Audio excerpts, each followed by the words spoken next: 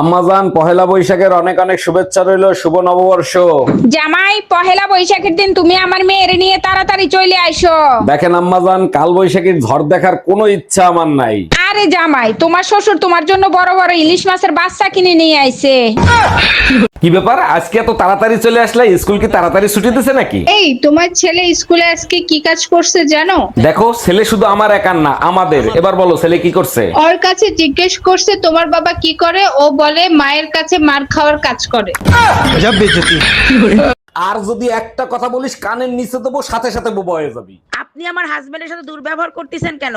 আপনি জানেন বড় বড় ভিআইপিরা লাইন দিয়ে আমার হাজবেন্ডের সামনে দাঁড়ায় থাকে? বলেন কি, তাই নাকি? কেন, আপনার হাজবেন্ড কি দেশের প্রধানমন্ত্রী নাকি? কিসের প্রধানমন্ত্রী? প্রধানমন্ত্রীর কোনো বেল আছে নাকি? আমার হাজবেন্ড পেট্রোল পাম্পে চাকরি করে। শুভ নববর্ষ ভাবি, বছরের প্রথম দিনটা আমি আপনার সাথে কাটাতে চাই। শুভ নববর্ষ অরুণ ভাই, আপনার কথা শুনে সত্যি অনেক লজ্জা পাইছি। এতে লজ্জা পাওয়ার কি আছে? বছরের প্রথম দিনটা কি আপনি আমার সাথে কাটাতে চান না? কাটাতে তো চাই, কিন্তু তপস্যা ভাবি যদি জেনে যায় তাহলে কি হবে? বউ জেনে গেছে, এবার পয়লা বৈশাখ দুজনের আইসিইউতে কাটবে।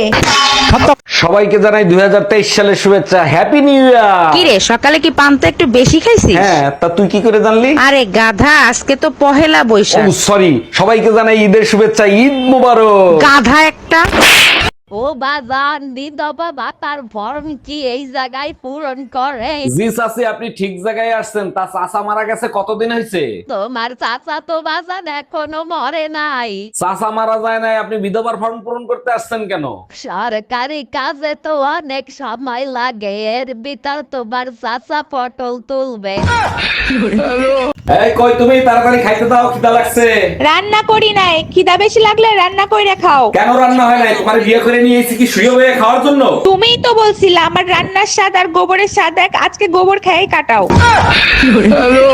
আরে ভাবি, আপনার কানের ছিদ্র তো বন্ধ হয়ে গেছে, কানের তো পরেন না আপনি? না ভাই, আজ 3 বছর হয়ে গেছে কানেরটা পরি না, তাই ছিদ্র বন্ধ হয়ে গেছে। ভাইও তো বিদেশ গেছে প্রায় 5 বছর হয়ে গেছে, সব ঠিক আছে তো? বেডাগুলা মানুষের জাতো না, মুন্ডায় চায় পুতা দিয়েছে ইচ্ছা দিয়ে।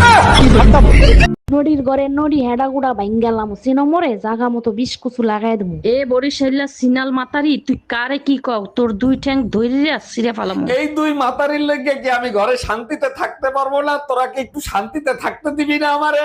এ দামরা হালার পাহালা, তুই মগো জর্গার মধ্যে আইসো কা? এই শুয়োরের বাচ্চা, দুটা বিয়ে করার সময় তোর মনে ছিল না?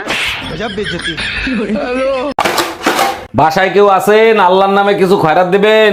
দান অবশ্যই করব, তার আগে একটা প্রশ্নের উত্তর দেন। 1 কোটি টাকা পাইলে আপনি কি করবেন?